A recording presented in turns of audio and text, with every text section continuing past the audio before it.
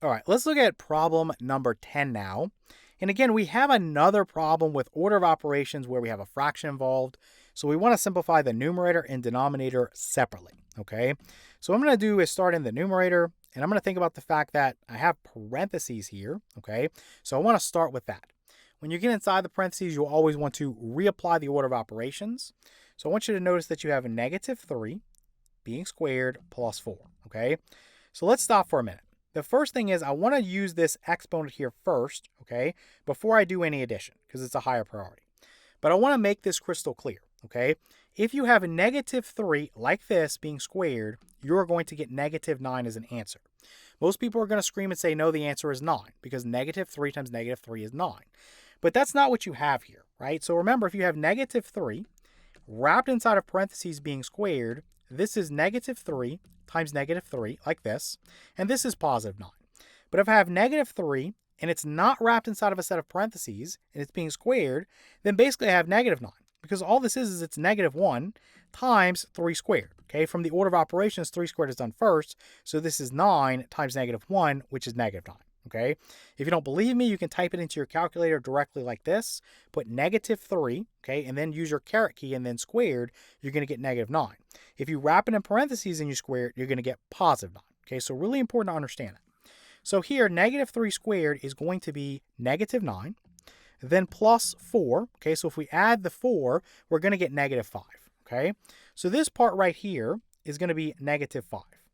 Then we have times our negative 2 being squared. So again, we have multiplication, and we have an exponent operation. We want to do the exponent operation first. But again, there are no parentheses around this negative here, okay? So we basically have negative 1 times 2 squared. This is not negative 2 squared, so it's very important. The answer is negative 4, not positive 4, okay? So this right here is going to be, let me write it out. This is negative 1 times 2 squared, which is going to give me negative 1 times 4, which is negative 4. Okay, so really important to understand that. Negative 5 times negative 4 now is just positive 20. Okay, so that part is done. In the denominator, you have two sets of grouping symbols. You have your absolute value bars, okay, and then you have your parentheses. So they have an equal level of priority, so we can just start inside of each one. We're basically going to simplify both of those and then do our division. So if I start inside of the absolute value bars, I have exponent operations and I have subtraction. So I want to do my exponent operations first before I try to subtract. 3 to the 4th power is 81, and then 5 cubed is 125, okay? So now I would just subtract, and I would get negative 44. And if I take the absolute value of negative 44, it just makes it positive 44, okay? So that part's done. Now divided by. Here we have 2 cubed times 11. So again, I want to do exponents first. 2 cubed is going to be 8, okay? So basically, I'm going to write this out. This is 8, then times your 11. You do your multiplication next. So 8 times 11 is 88, okay? So this is 88. So what I have here is 44 divided by 88, okay? So let me write this off to the side, and let me write this as a fraction so it's more clear. So this is 44 divided by 88. Well, I know I could factor this into 2 times 44. Up here, this is still 44, right? So basically, I can cancel this with this, and this is a 1.